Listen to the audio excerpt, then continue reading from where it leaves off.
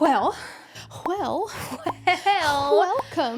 welcome to True Crime Storytime. Yes. Is that what we're still calling it? I think, yeah. Listen, we're workshopping names. If you have a suggestion, Oh my gosh. leave us a comment. We'd love to know. My other recommendation is, what would these two white women do? Which is a really long title, so we probably shouldn't use that. Yeah. But anyway, if you're here, welcome. Welcome. And if you haven't just figured it out yet, this is a hodgepodge show. We honestly don't know what's happening. We don't. Most of the time. 99% of the time. But on this channel, what we do know is a little bit of everything. A little bit of true crime, a little bit of true crime adjacent, a little bit of whatever we feel like talking about. Looking at You, Love is Blind. And which, let's be honest, is criminal. Ugh. Yeah. Yeah. Well, I'm kind of getting there, like, legitimately. So, yeah, you know? that's true. So if you're into that, stick around. And if you're not into that, stick around anyway, because we're really fun. Yeah, just give us a chance. Yeah. Take a chance on an unknown kid, you know? That's right. That's right. Today we are going to talk about criminal things, though. Here are the two main things that are criminal. Everything about it. Yeah, Lori Vallow just in general. Yeah. And the way she talks to Keith Morrison. Did not like that. I'm going to be lobbying my legislature to make that a punishable offense because 100%. It was unacceptable. We don't talk to Keith that way. Absolutely not. We do not talk to Keith that way. Such a sweet baby. And I have nightmares of hearing her be like, Keith. And it's awful. And then we were friends, Keith. Can I not make a joke, Keith? No, You've girl, heard a you lot can't. of stories, Keith, but what I'm going to tell you is the truth. Well, what we're going to tell you is the truth, too. And by the truth, I mean our opinion. Which is the truth. 100%. Because it's on the internet. That's right. Everything on the internet is true. Okay. Abraham Lincoln said so. Exactly. All right, let's get into it. That is what Al Gore created the internet for. Truth. So. Yep. This is Dateline, the Lori Vallow Daybell Jailhouse interview. Ugh. I am now going to refer to her only as Lori Vallow, not as a disrespect to the Vallow family, but because she wants to go by Daybell, and I don't want to give her that satisfaction. I support it. I am in support of people being called what they want to be called, except for her. Except for her. Yep. Okay, so couple things. Keith Morrison did a Jailhouse interview with her. I don't know when this aired. Was this back in the summer, maybe? No. I was thinking it was like in January or February, maybe. Okay, yeah. It wasn't super long ago. Okay, so this aired right before her most recent Arizona trial, which just ended, and she was found guilty because, of course, she was. And that was in the conspiracy to murder her fourth husband, Charles Vallow, who we will talk about in this episode. Yeah. She still has one more outstanding trial in Arizona. So this takes place in Arizona. Yeah, and this is the in-between of those two things. And I would say to call this a Jailhouse interview is generous. Keith, the professional journalist that he is, journalism is his passion. I know it is. He did his best. He tried. He tried. And she wasn't having it. She was not. So a lot of this episode, which is like over an hour long, is kind of filler. Is her just... Because it's not like a back and forth conversation. No. It's bizarre. It's delusions galore. Of grandeur at their finest. Oh my God, yes. It's if insane. you ever needed to see like a sociopath in real life, IRL, as the kids say, watch this Dateline, y'all. She's delusional doesn't even cover it. Does not even cover it. Like, what she is a word that hasn't been invented yet. Yeah, like she 100% in her heart of hearts believes everything she's saying. Yes! And it's wild. It's wild. So wild. It's very wild. So she's walking in. They're getting footage of her walking in or whatever. And this, I was like, you're already going to piss me off. She looks at the camera and she's like, and winks. Yeah. Oh, she's hamming it up. She's got her hair done. She's got her makeup done. Girl, you would think that orange jumpsuit was like fresh off the runway, the way she walked in there. And she was just like. Yeah. I was like waiting for one of those. Like, it was so ridiculous. Oh my gosh. I was like, stop it. Also so she's very flirty. She's not sexual in a like overtly sexual way, but she is sexual. She's in a weird way. You can tell that like she uses her sexuality to get what she wants, and she thinks everybody is picking up what she's putting down. And to her credit, a lot of people do. That's how she got. At least 4 people did. Exactly. 4 or 5. Yeah. Well 5 because Daybell is 5. That's right. 5. Well, and then even like the police, when Charles was trying to report her for, and we'll get to that. But anyway, everybody was like, "Oh, well, you seem so normal." No, nothing about that woman seems normal. Okay, fine. Yep. Carry on. So they start talking. So basically, we get an overview that Dateline has been covering this case for 5 years. They caught up with her in Hawaii, where Lori and Chad, who is her 5th husband, were there without their kids. So 6 months before that, her children, Tylee and JJ, so Tylee was, I believe, 16, JJ was 7, had gone missing. And they'd gone missing from Idaho. Yes. But they were in Hawaii. Yes. Nobody knows where these children are. No. And they're just like off gallivanting, like having a good time. Yeah. It's not a good look. It's fine. In addition to that, everybody around her is dead almost. And so we've got Chad's wife, Tammy, is now deceased. Yes. Lori's 4th husband, Charles Vallow, now deceased. He was shot by Lori's brother, Alex. Who's also now deceased, but unrelated. Yeah. Weirdly. In self-defense. Oh my God. I'm going to go on a whole rant about self-defense when we get there. Ooh, okay, good. Yeah. And then Lori's estranged niece's husband was also shot at in his home. He lived to tell the tale. So that's our next trial, is attempted murder for him. I think it like grazed his ear or his head, something. It got close. It got pretty close. Too close. So Lori ends up being arrested in 2020. She's flown back to Idaho. 4 months later, Tylee and JJ's bodies were found in Chad's backyard. Yeah. Lori decided, though, for her trial that she was going to represent herself. So she's already been convicted of Tylee and JJ's murders in Idaho. She's already serving life sentences for those. And then she comes to Arizona to do these trials, and she's decided to represent herself. I mean, honestly, what does she have to lose? Exactly. Okay, this is twofold for me. And on the one hand, it's like real messed up. But I love to see a very arrogant plaintiff or defendant, whatever they're going to do, attempt to represent themselves. Because I'm like, I went to law school for this, and this shit's hard. Yes. I don't do litigation. Like, courtroom is not my thing, right? I had to learn it. I know just enough about it to be like real messy still from just like recall. But like, it's not easy. There are very specific rules. Yes. There are very specific rules that change depending on what jurisdiction you are, right? Like, there are local rules as well. Like, there's a lot that goes into it. It's not just, I'm going to ask you whatever questions I want, and I'm going to say to you whatever I want. And like, you can't just say, I'm going to admit this into evidence. Like, there's a process for all of those things. And it's, if you don't know it, like, you can't just walk in and do it. And so when people like Lori Vallow are like, I'm going to represent myself, I'm like, go off, queen. Go ahead. Go ahead. You go right ahead. Yeah. And on the other hand, I hate to see people represent themselves because of that same reason. Well, exactly. It's certainly to your disadvantage. Yes. I can't think of any time that it has been an advantage. Like, literally ever. And there are so many situations, I watched that trial, and there were so many situations where, like, she would, because she couldn't fucking help herself, and she'd start to get into things where she's opening the door because that jury doesn't know about JJ and Tylee, which is an advantage to her. Yeah, but she keeps trying to talk about stuff, and so the judge several times, like, had to, like, have the jury leave and be like, you can't say that. You don't want to say that. He's like, I can't stop you from saying it, but I'm telling you, this can lead to this. Like, well, she's not thinking ahead like that. Yeah. So, like, on cross-examination, right?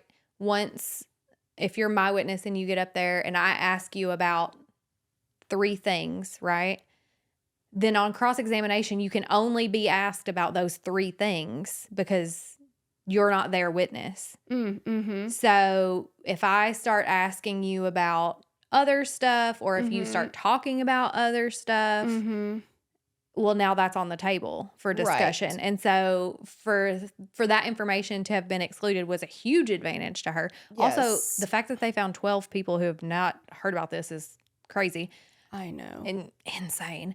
But the second she says, my daughter, my son, they're now deceased, whatever it is she's going to say about it, well, now we can talk about it. Exactly. Right? Yeah.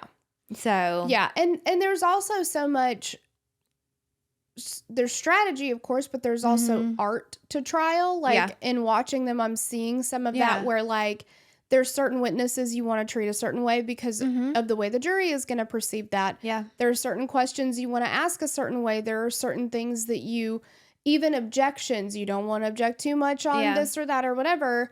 There's just all this like art to it and like how you would ask this question, how the jury is going to see it or whatever.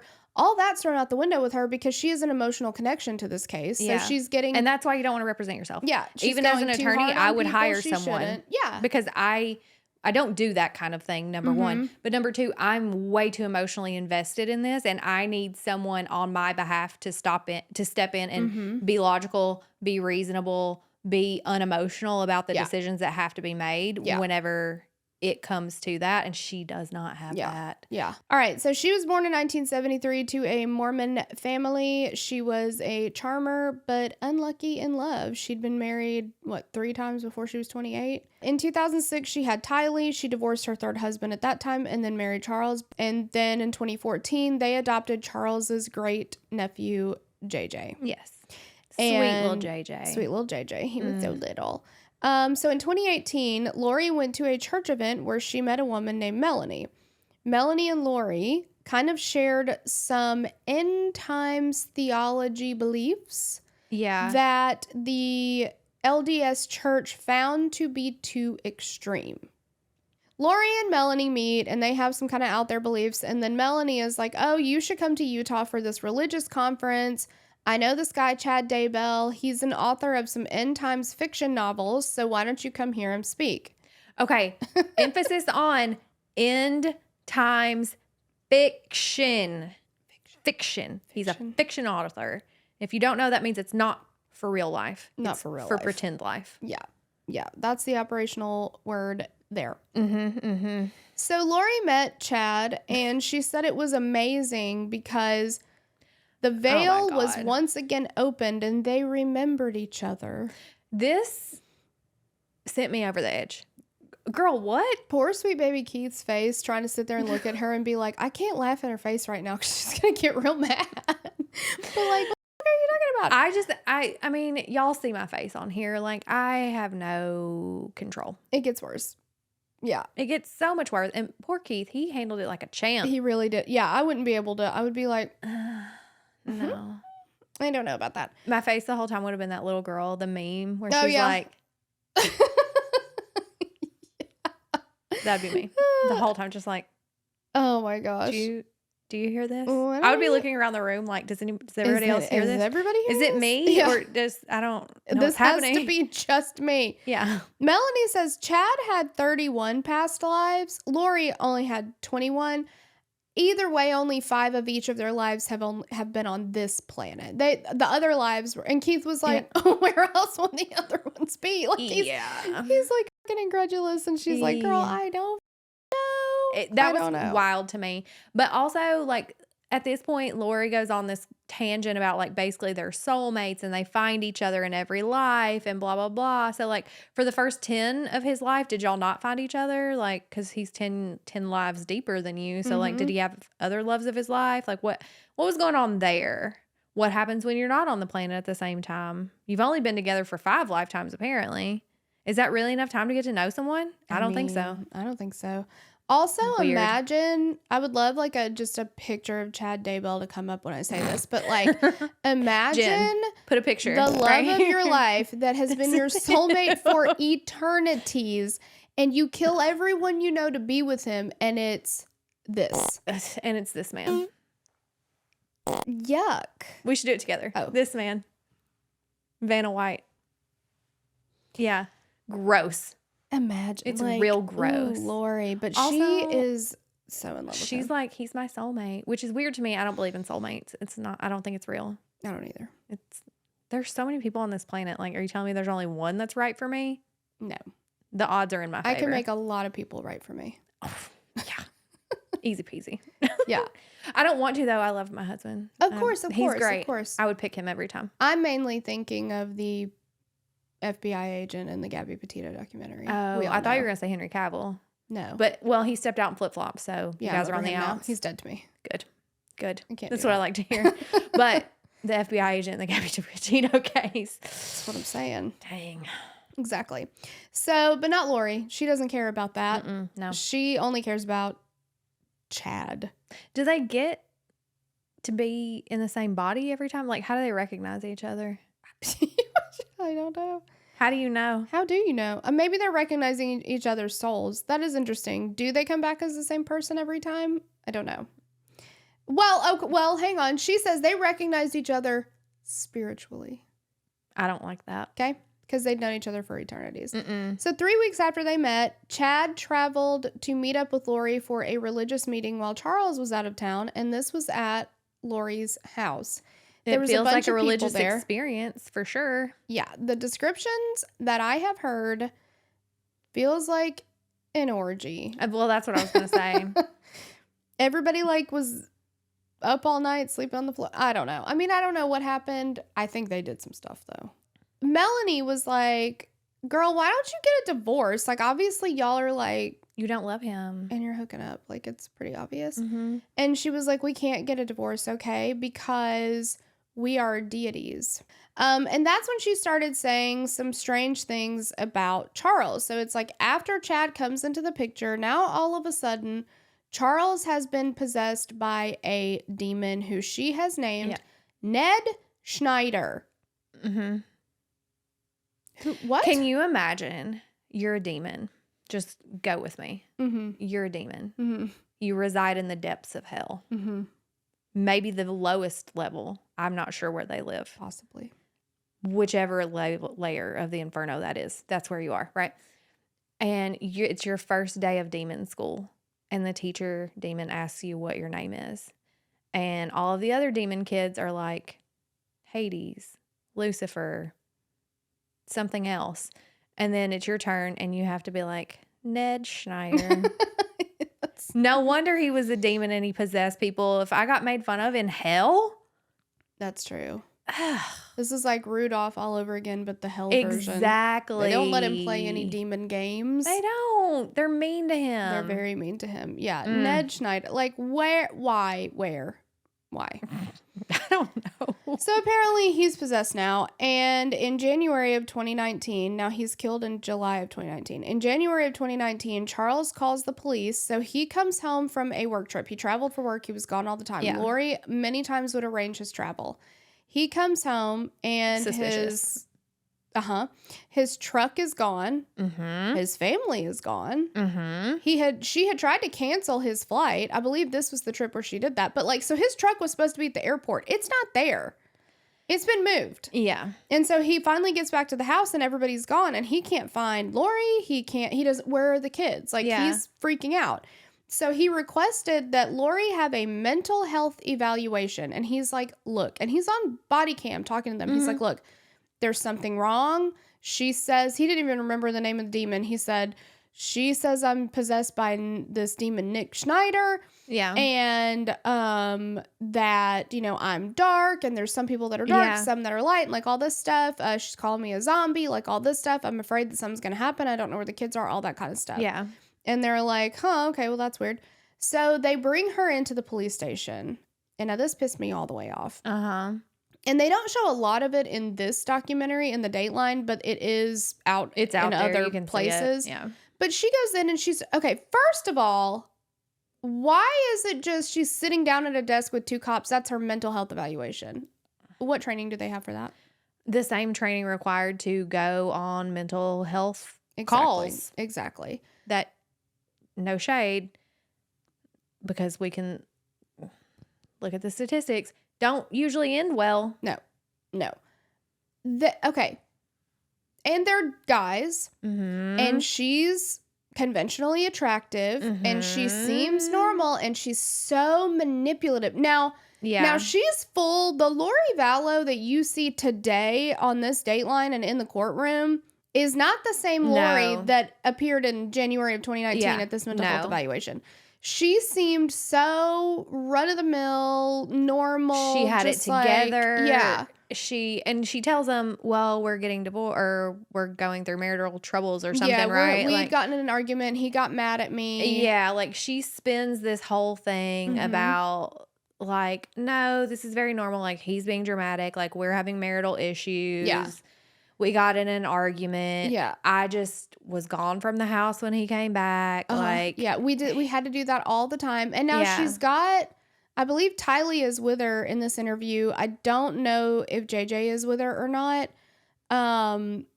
So it does seem like maybe she's got some corroboration too. Yeah. And she's like, we have to do this from time to time. He'll fly off the handle. We go stay at a hotel. Like this is what happens, whatever.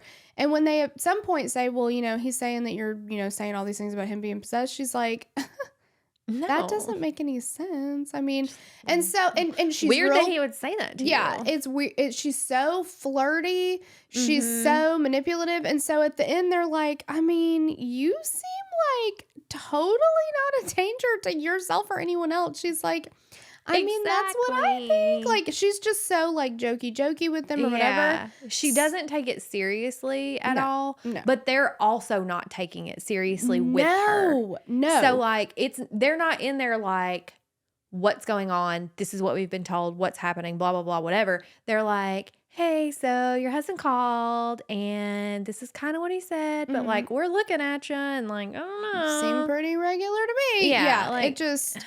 So they let her go. They're like, no problems here. And so Charles ends up sending an email to Tylee Daybell, which is Chad's wife, mother of his 5 children. They've been married for like 30 years. Yeah. Oh my gosh. Nobody knows if Tammy ever opened that email, but it was open. It was opened. We just don't know who opened. Yeah. And it was deleted immediately, and Charles's email was blocked. Yes. I don't think that she read it. Saw it. No.